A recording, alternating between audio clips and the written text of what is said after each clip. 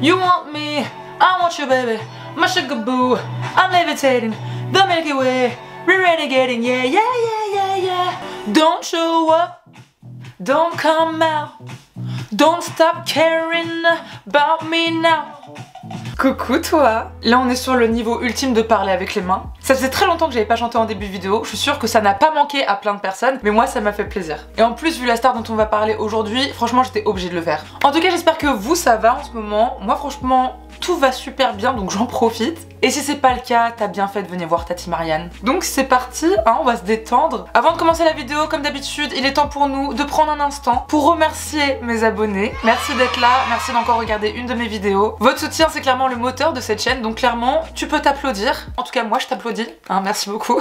Et si c'est la première fois que tu vois ma tête, je te souhaite la bienvenue. Oui je suis toujours comme ça, il faudra t'y faire. En tout cas j'espère que la vidéo te plaira. Si c'est le cas, n'hésite pas à liker, commenter, partager, mais surtout à t'abonner. Pour cette vidéo, j'hésitais de ouf entre Lil Nas X et Dua Lipa parce que j'adore les deux et ça faisait un moment que vous me les demandiez. Je vous ai donc demandé de choisir pour moi sur Insta parce que je ne sais toujours pas prendre de décision par moi-même. Et vous avez donc choisi que je vous en apprenne plus sur la vie de Dua Lipa. On peut dire que c'est la nouvelle sensation pop depuis quelques années. La meuf enchaîne tube sur tube et clairement elle fait partie des artistes qui m'enjaillent le plus en soirée personnellement. Alors d'où vient Dua Lipa? Comment en est-elle arrivée là? C'est ce qu'on va voir tout de suite.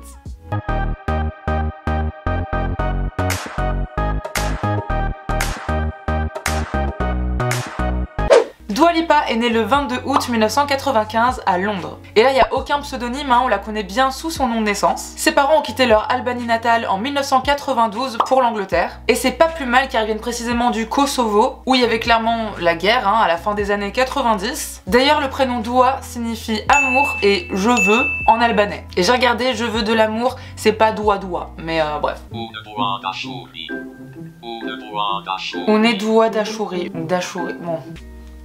Sa mère Anessa est agente de voyage et son père Dukadjin est lui-même chanteur et musicien dans un groupe de rock albanais. D'ailleurs il n'y a pas si longtemps que ça sur les réseaux, il y avait tout un mini buzz autour de la beauté du père de Dua, parce que c'est vrai qu'il est plutôt pas mal. Hein. Il y avait pas mal de mèmes là-dessus d'ailleurs.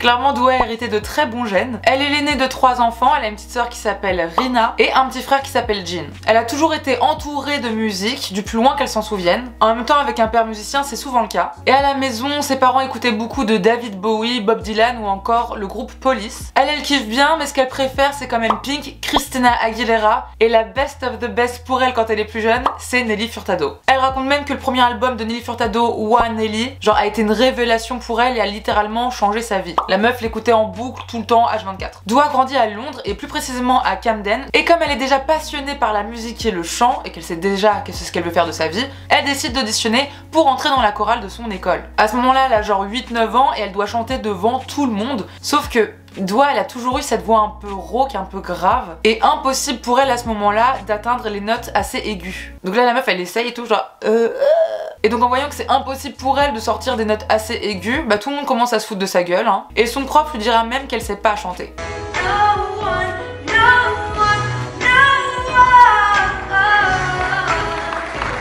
Donc malgré ce coup dur et cette humiliation, ses parents l'inscriront quand même dans une école privée d'art dramatique dont elle suivra les cours le week-end. Elle fera ça pendant 2 ans jusqu'au jour où en 2006, ses parents décident de redéménager au Kosovo parce que la situation s'est un petit peu calmée là-bas, mais également pour des raisons professionnelles car son père s'est en quelque sorte reconverti et a décidé d'ouvrir là-bas son agence de marketing et de communication. C'est donc à l'âge de 11 ans que Dua vit à Pristina, la capitale du Kosovo, et même si l'albanais est sa langue maternelle, elle le comprend vachement bien à l'oral, mais elle galère un petit peu à s'exprimer à l'écrit. Au début c'est un petit peu compliqué pour elle d'être la nouvelle qui galère un peu à parler albanais, mais elle se fait vite intégrer et rattrape assez rapidement son retard. C'est aussi au Kosovo qu'à l'âge de 13 ans elle assiste à son premier concert, celui de Method Man et de Redman du Wu-Tang Clan. Et donc en vrai pour une petite meuf de 13 ans c'est pas super commun, mais en fait au Kosovo il y a très peu d'artistes internationaux qui s'y produisent vu que c'est un tout petit pays qui a seulement déclaré son indépendance en 2008, et les artistes les plus demandés pour faire des représentations sont les artistes de hip-hop. D'ailleurs elle enchaînera avec un concert de 50 Cent qu'elle kiffe de ouf. Même si le fait de vivre au Kosovo lui va plutôt bien, bah elle se rend vite compte que les cours qu'elle avait le week-end dans l'école d'art dramatique lui manquent énormément et qu'elle adore performer. Et puis elle sait déjà depuis un moment qu'elle veut en faire son métier, mais à son âge elle fait quand même déjà preuve d'une assez grande lucidité parce qu'elle se dit que c'est pas en vivant au Kosovo qu'elle risque de vraiment percer comme elle le rêve. Et donc à l'âge de 15 ans, elle arrive à convaincre ses parents de la laisser redéménager toute seule à Londres pour tenter une vraie carrière dans l'industrie musicale. Les parents d'Oua acceptent déjà parce qu'ils ont confiance en elle, mais surtout parce que le deal, c'est qu'elle vive en coloc avec une étudiante albanaise que ses parents connaissent très bien, vu qu'ils connaissent très bien les parents de la meuf en question. Et donc ça les rassure de savoir qu'elle sera avec cette fille-là, qui fait ses études, etc. Et également une autre condition est que Doua reste à l'école. Du coup à ses 15 ans, Doua repart à Londres,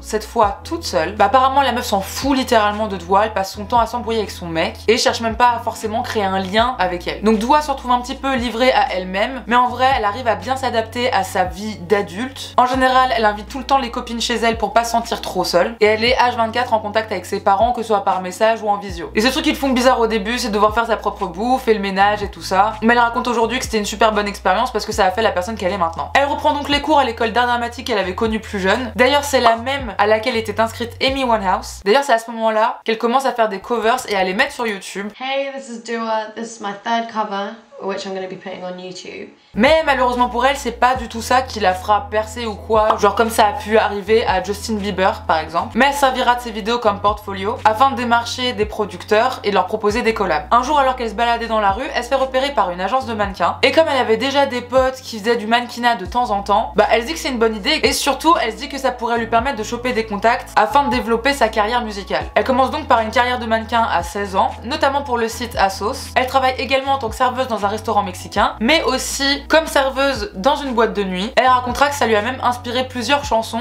de raconter ce qu'elle pouvait voir comme histoire dans les boîtes ou quoi. Donc en vrai, Doua a déjà 15-16 ans, elle est déjà totalement autonome et surtout dans un autre pays que ses parents. Franchement, je trouve que ça montre à quel point la meuf était déterminée à réaliser son rêve. Elle décide aussi de se mettre un peu plus sur les réseaux, en plus de YouTube, et elle commence même un blog de mode et elle poste régulièrement ses tenues sur les réseaux sociaux. Elle démarche tout le monde, que ce soit des producteurs, même quand elle bosse dans la boîte de nuit, dès qu'elle croise quelqu'un qui est un peu dans la musique, elle leur passe ses démos. Franchement, genre, elle harcèle tout le monde, j'ai l'impression. Et tant mieux, parce que au moins pour elle, ça a fini par payer. Et elle s'est pas trompée finalement en commençant une carrière de mannequin, afin de se rapprocher de son rêve de faire une carrière dans la musique. Car c'est grâce à son agence de mannequin qu'elle décroche une pub pour X Factor en 2013. Et j'ai envie de dire limite une pub prémonitoire, parce que dans celle-ci, on peut voir et entendre Doua interpréter une chanson. Elle joue le rôle d'une meuf anonyme qui chante dans son jardin, tout le monde kiffe, elle devient une superstar.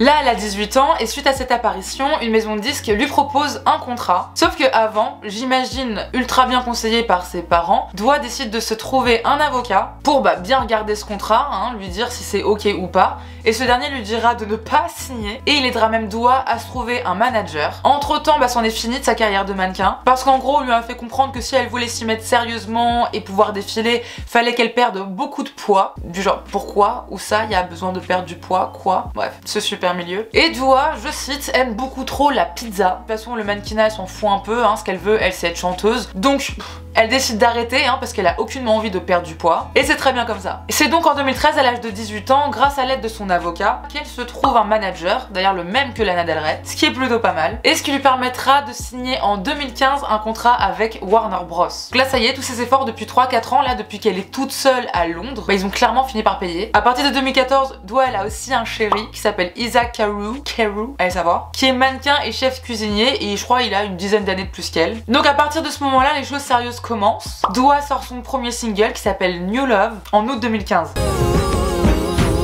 Mais le titre qui la fera un petit peu percer, c'est Be The One, qui sort en octobre 2015. Et à partir de ce moment-là, Doua elle va continuer à travailler à fond, puisqu'en mai 2016 sort le titre Hotter Than Hell, qui cartonne de ouf, tout juste suivi par le titre Blow Your Man,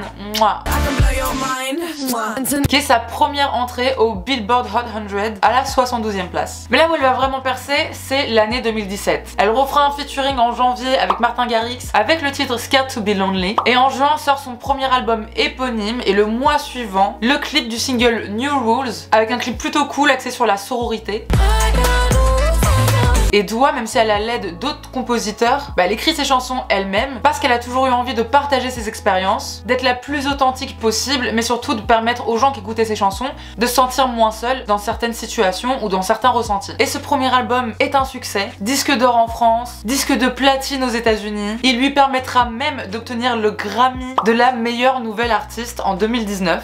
Et elle en reporta un deuxième pour sa chanson Electricity avec le duo Silk City pour la meilleure chanson dance. Donc c'est quand même super impressionnant, dès son premier album elle a déjà 2 Grammy, mais elle dira quand même que ça lui mettra une certaine pression pour le deuxième, parce que forcément tu t'attends rarement à avoir de telles récompenses pour ton premier album, alors ça veut dire que le deuxième là, il faut essayer de faire mieux. En janvier 2016, elle commence sa tournée en Grande-Bretagne. En novembre, elle nous fait un petit featuring aux petits oignons avec Sean Paul, avec la chanson No Lie.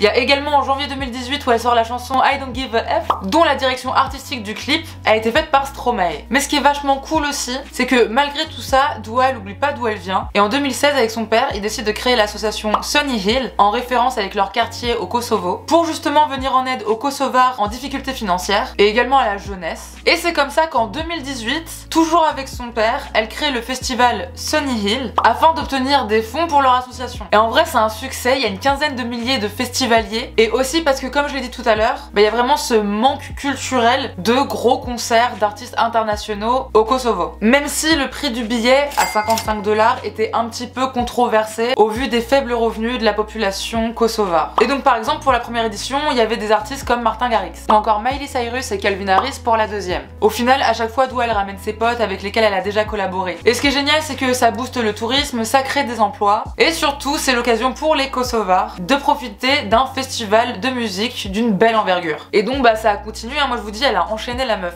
Genre en 2018 il y a eu One Kiss avec Calvin Harris, et puis niveau cœur, entre temps elle était plus avec Isaac. Ils sont quittés en février 2007 après 3 ans de relation. Elle va rester 6 mois avec un boug qui s'appelle Paul Klein, qui fait partie d'un groupe de rock, mais au final ça a pas duré bien longtemps. Elle est retournée avec Isaac, mais bon ça a pas duré très longtemps parce qu'après ça s'est terminé, et direct après elle s'est mise en couple en juin 2019 avec Anwar Hadid, oui, donc le petit frère de Bella et de Gigi. Genre je me demande à quoi ils ressemblent leur repas de famille, sérieux. Mais oui, du coup elle est super proche avec la famille Hadid. Est-ce qu'elle pourrait nous dire ce qui se passe avec Zayn et tout là? Moi j'aimerais bien. Et donc à la fin de l'année 2019, elle sort le premier single de son prochain album, Don't Start Now, suivi mais genre 1 mois plus tard de Physical.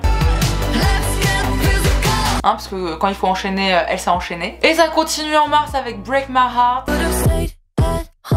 Sauf que bon, à ce moment-là, il commence à avoir pas mal de fuites de son album. Donc elle décide d'avancer la sortie de ce dernier, qui, au début j'aurais pu dire malheureusement pour elle, est arrivé lors du premier confinement. Son album Future Nostalgia sort en mars 2020. Et au final c'est un immense succès, je pense parce que vu qu'on avait que ça à faire, va savoir. En tout cas son album Future Nostalgia devient le plus streamé de l'année 2020. Et avec également les titres Hallucinate, Levitating, genre vraiment que des hits quoi. Mais Dua c'est ouf, quand la machine elle est lancée, tu vois, t'as l'impression que c'est inarrêtable et que la meuf ne peut que enchaîner les succès. Elle arrive même à faire mieux que son premier album parce que le titre Don't Start Now est nommé pour les Grammys de meilleur son de l'année, meilleure performance pop par un artiste solo, et son album pour album de l'année et meilleur album pop, et va quand même gagner le meilleur album pop de l'année. Donc un début de carrière vraiment sans tâche en fait. En plus on peut vraiment dire que Dua c'est un peu une unproblematic queen, genre elle est jamais dans le drama, elle fait que de vouloir aider les autres, que ce soit son pays d'origine ou alors les minorités ou les femmes. Elle hésite jamais de servir de ses plateformes pour parler de féminisme ou alors des droits des personnes LGBTQ+.